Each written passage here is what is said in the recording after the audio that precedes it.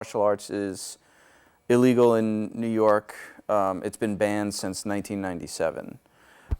Amateur mixed martial arts, however, is legal, but unregulated. And what that means is that the New York State Athletic Commission has no jurisdiction over it. So people can hold amateur fights, but there's a very wide spectrum of quality, from poorly regulated to very well regulated, as if a commission were overseeing it.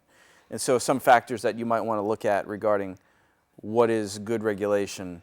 Are the fighters getting their blood tested for HIV, hepatitis B, hepatitis C? Are there doctors present? Are there ambulances present? Are there trained officials, referees, judges, things like that? Safety precautions, health precautions, insurance, all that kind of stuff that would normally be handled by an athletic commission can be handled by what's called a third-party organization. So if you were promoting a show, let's say here in New York, and you wanted to do the best you could to regulate it as if the athletic commission was doing it, you could hire one of these third-party organizations to do it. Or you could not, because the law doesn't specify that you have to. So it's like luck of the draw if it's going to be regulated or not, depending on the budget or depending on the budget, depending on the ethics of the promoter, depending on lots of things. It's hard to say because it really is kind of like the Wild West when it comes to amateur mixed martial arts in New York. There are some really well-run shows and there are some really poorly run shows, Why is that? Why will they not regulate amateur fights?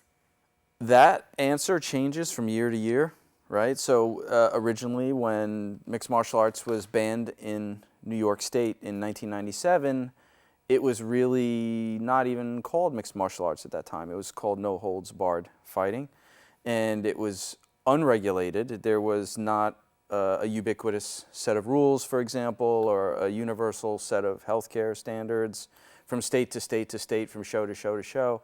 And even though there was no documented history at that time of any really severe injuries happening in MMA, it was still visually unappealing to people. And so it was banned. In fact, New York State used a rarely utilized procedure where they can legalize something and then they immediately, like a do-over, because they had legalized MMA, and there was a UFC event that was planned to be here in 1997, and then Senator McCain, who was sort of on this national campaign to stamp out mixed martial arts, came down on George Pataki, who was then the governor, and then they sort of did a legal do-over, and then there's, I guess, a time period in which you can sort of negate what you just passed as a law. So it was legalized, and then months later it was banned again, and so the show never happened. It was actually done days before the show was supposed to go on, and that UFC event was actually forced to pack up shop and move down to Dothan, Alabama, where they had the show. And actually the history of that is covered in our documentary. So your viewers can learn about that if they watch the film. So let's talk a little bit about the documentary. I saw the documentary, very informative, very interesting. You're great in the documentary. Oh, thanks. What is the documentary, and where can we see it? Sure. And what is it about? We didn't get too much into the politics. The documentary is called New York Mixed Martial Arts, and it's available on Hulu now, so everybody can see it for free on Hulu.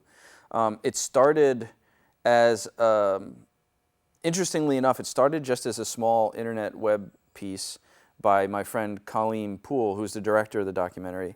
And at that time, he was doing a series of, say, 5 or 10 minute online videos called New York Mixed Martial Arts, where he was just profiling different gyms. And this was in 2009, 2010. The Bronx Week Film Festival organizers called me because that same year we had started the coalition to legalize mixed martial arts in New York, an advocacy group for the sport. And they asked, are there any documentaries about MMA? We'd really like to put one in the festival. And I just lied to them. I said, oh, yeah, we're working on one right now. When's the festival? And so they were like, great. So the festival was like 7 months away. Called up Colleen. I was like, hey, remember that little 10-minute piece you were going to do? We have to do a feature now. So from that point on, it became a feature, and then rather than just being a subject of the 10-minute piece that I was supposed to be, I jumped on as a producer, and I got more involved in behind the camera and everything else, and that's the history of it. So it was really intended to introduce people to the community of mixed martial artists, the community of fighters. We didn't want to get bogged down in politics. We got a little into it. You get to see some of the rallies and things, but we didn't really want to go that far. We didn't want it to be a political piece.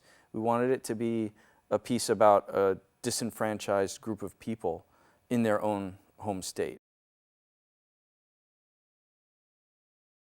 It's more than just MMA. The reason we're not getting into New York is it has nothing to do with MMA. If boxing is legal, then MMA should be legal 100 times more. I mean, it's way safer than boxing. Everybody knows that. If we hold competition, we're actually breaking the law. You know, just look at it. Putting 4 Olympic sports together, that's what it is. We're in a fight, and we're going to keep fighting until we get it.